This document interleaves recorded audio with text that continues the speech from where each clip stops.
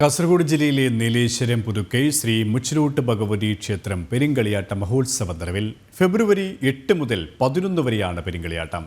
19 വർഷത്തിനു ശേഷമാണ് പുതുക്കൈ മുച്ചിലോട്ട് ഭഗവതി ക്ഷേത്രം പെരിങ്കളിയാട്ടത്തിന് സാക്ഷ്യം വഹിക്കുന്നത്. അതുകൊണ്ട് തന്നെ പെരിങ്കളിയാട്ടം ഒരു ദേശത്തിന്റെ ഉത്സവമായി മാറുകയാണ്.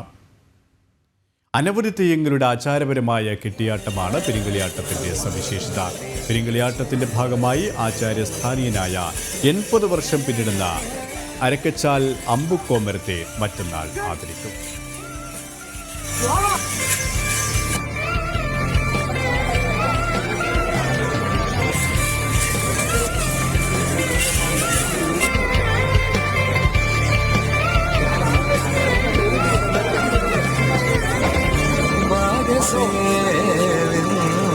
സകല